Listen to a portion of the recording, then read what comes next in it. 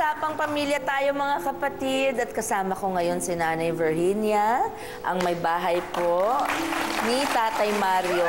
At ang dalawa nilang napakagagandang mga anak, ang gwapo at maganda, si Mark at si Marie V. Welcome to the show. Thank you very much. Thank you. Good afternoon. Okay, Nanay Virginia, sabi po niya 22 years na kayo mag-asawa po. Ayun. At masasabi niyo, ano pong masasabi niyo, maligaya po bang marriage niyo? Maligaya naman po. Sweet pa rin po siya. Ganun. May asim pa rin. Tatay, ang cute naman. Bilang anak na lalaki, Mark, gaano kaka-close sa papa mo? Yung relationship naming magtatay, parang magtropa, parang magkabarkada lang po. As in, pag may problema po ako, lumalapit po agad ako sa kanya, nagpapa-advise. And ganun din naman si Papa sa akin. Baga parang hindi mahirap lumapit po kay Papa. Yung never ka ba nagbisyo? Never ka ba medyo gumawa ng kalokohan? Nung teenager po ako, dumaan din po ako dun sa yung curious po sa mga bisyo-bisyo po, ganyan. Oo, that's normal, that's normal. Di nagtanong ko kay Papa, sabi ko, Papa, pwede ba akong manigarilyo, uminom ng Paalam beer? talaga, ang cute naman. Di, in-explain niya ho sa akin, sabi niya, anak, pag magbibisyo ka, dapat isa lang. Mamili ka, sigarilyo ba o uminom ka ng alak?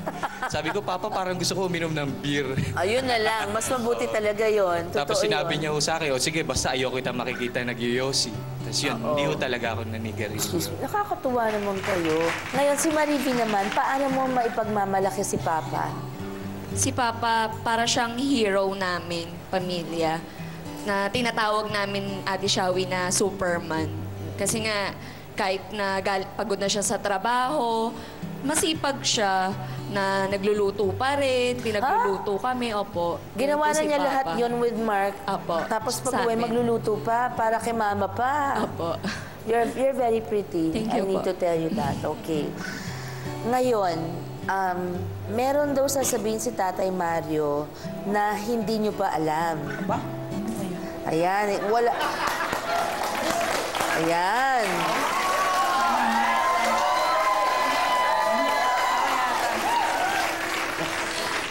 Matagal ko nang tinatago sa inyo, hindi nyo alam ito. Ilang taon na po ito?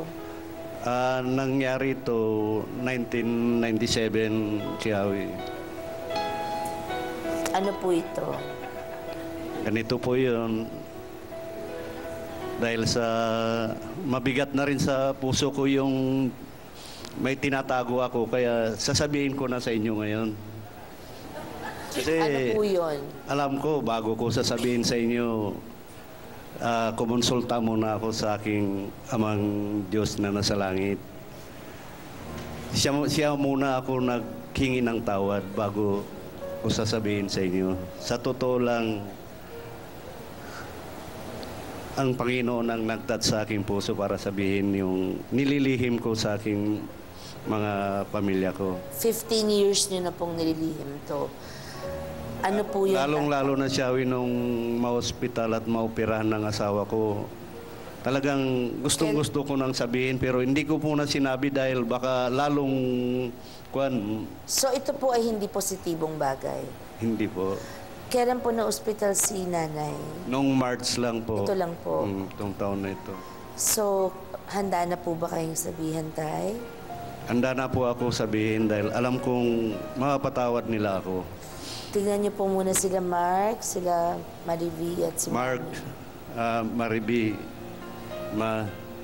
ako po'y nagkaroon ng isang babae noong taong 1997. Siya po'y batang-bata, 20 years old lang po siya. Ako mga 50 plus na po ako noon. Gaano katagal po nagtagal ito? 2 years po siya na kanyang. Pero hindi nila nalaman yan, hindi nila ako nahalata na may other woman pala ako. Yung 2 years po na yon, ako ba dapat magtanong nito o si nanay? minahal niyo po yung babae? Minahal ko rin siya, Shawi, pero nandoon pa rin, nangingibabaw pa rin yung pagmamahal ko sa asawa ko at sa pamilya ko. Siyempre, natukso lang ako noon, Shawi, kaya mahal na mahal din niya ako at saka bata siya. Kaya pinatulang ko na rin siya. Kaya patawarin niyo ako, sana maunawaan niyo ako. Pinagsisisihan ko lahat yun. Unang-una, sa Panginoon ako humingi ng tawad bago ko nireveal sa inyo itong nangyari sa buhay ko. Lalong-lalo na ikaw, sana maunawaan mo ako. Ano naman isa ngayon na lamang ko po, pinapatawad ko naman po siya dahil para namang, kumbaga ang Panginoon nga nagpatawad, tayo pang tao, di ba? At saka,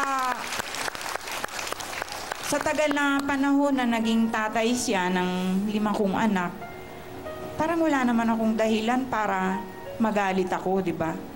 Tsaka, mabuting tatay naman siya sa mga anak ko. Alam mo, maniwala ka sa hindi, Shawi. Kahit ang liit ng sinusweldo niya, nakuha pa niya magpadala ng pera sa Koreo. Alam mo kung magkano padala niya? 300 pesos. Pambili daw namin ng bigas. Sa hirap ng buhay. Kasi yung nung time na 1990s, ang pera no, malaking bagay Malaki na, po yun. Shawi. Oo. Maliliit pa sila, no? Maliliit pa sila. So ngayon na Kaya- narinig ninyo, Marivi at Mark, ang sagot ni Mama, parang si Mark medyo, Marivi, may gusto ka bang sabihin sa papa mo? Or gusto mo lang sabihin anong pakiramdam mo ngayon? Sana lang pa, hindi mo na pinatagal pa ng 15 years. Kasi akala namin, napaka-loyal mo sa amin, napaka-loyal mo kay Mama. Parang nakakagulat din dahil sa kabila ng mga pinapakita mo sa amin, tapos nakuha mo pa palang mambabae. Alam mo naman na nahihirapan ka na rin sa trabaho mo. Pero wala rin naman ako magagawa, tapos na yun eh. Kagaya nga po ng sabi ni Mama, kung yung Diyos nga nagpapatawad, tayo po kayang mga tao. Pass na po yun. Ang sa akin lang, wag na sanang maulit po. Salamat, anak. Naunawaan mo rin ako. Hindi na po ba naulit kahit kailan yon, Tay? Masasabi niyo po kaharap ang Panginoon. Sa ngayon, bilang gwardiya, marami akong nakikitang kuhan. Pero hanggang tingin na lang. Tapos hindi ko nilalagay sa isip ko na kuhan. Hindi na ako yung mga may pagnanasa. Wala na akong So, ganun na ipagdadasal po namin lumabo ang mata niyo. Para po... Very light ang punishment. Si Mark po ang tatanungin ko naman ngayon. Mark, after lahat ng sinabi mo about Papa, para sa inyo ni Marivi, para sa inyo ni Marivito, magbabago pa ba ang pagtingin niyo sa Papa niyo ngayong nalaman ninyo yung lihim niya? Mark, ikaw muna. Sa akin ho, hindi na ho magbabago yung pagtingin ko kay Papa.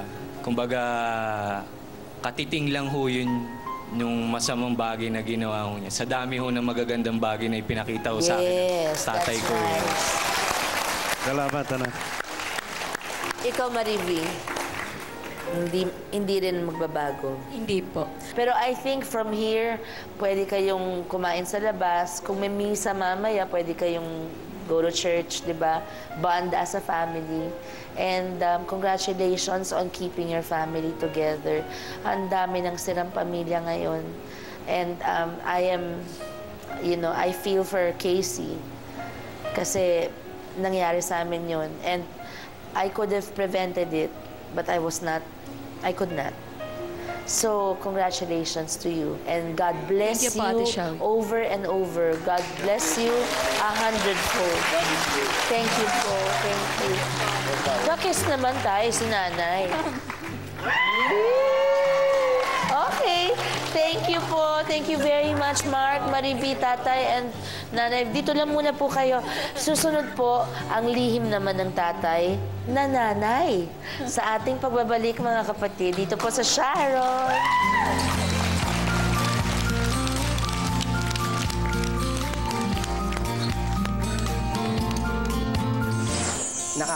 Nakakatawa kasi nung time na unang-una ko siyang hawakan. Ilang months siya? 3 oras pa lamang po. 3 hours po pagkatapos siyang isilang. Binigay siya sa akin sa isang fast food